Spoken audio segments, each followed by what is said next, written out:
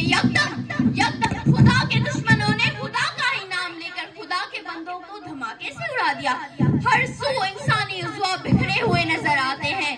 جناب صدر، ان لوگوں کا لہو اس سبز ہلالی پرچم پہ بھی بڑا جسے کچھ ہی دیر پہلے عزت و احترام سے اتارا جا رہا تھا. جناب اعلیٰ، ان لوگوں کا لہو دشمن کو للکار رہا تھا. ان لوگوں کا لہو یزیدیت کو حسینیت کا پیغام پہنچا رہا تھا. 5 ستمبر کا سورج فضا کو سوگوار بنائے غروب ہو چکا تھا، لیکن اگلے ہی ٹھیک 24 گھنٹوں بعد دنیا یہ بھی منظر دیکھتی ہے کہ جس جگہ کی بو خون سے رچی بسی تھی، اسی جگہ پر وہی شہری نعرہ تکبیر پاکستان زندہ باد اور چیوے چیوے پاکستان کے نعرے لگاتے ہوئے یہ نوید دیتے ہوئے دکھائی دیتے ہیں کہ خون دل دے کے نکھاریں گے رخ پر کے گلاب، خون دل دے کے نکھاریں گے رخ پر کے گلاب. ہم نے گلشن کے تحفظ کی قسم کھائی ہے.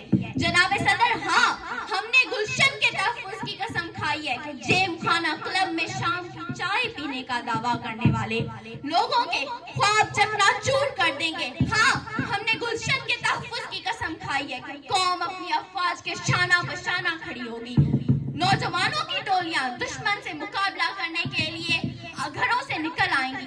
آرمی چیف کے اس پیغام پر کہ ہر ایک فرد 1-1 روپیہ دے، ہم ایک ٹینک دیں گے، قوم نے بڑھ چڑھ کر چندہ پیش کیا.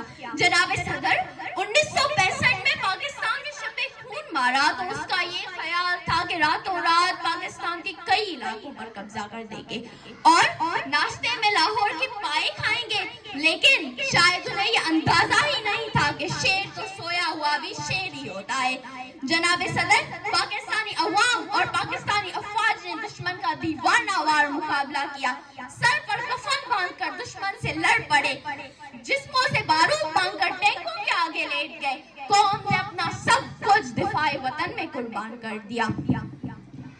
عزت، ہمت اور احترام کی ایسی مثالیں قائم کی کو آگے سنہرے حرفوں میں پہنچ جائیں گی.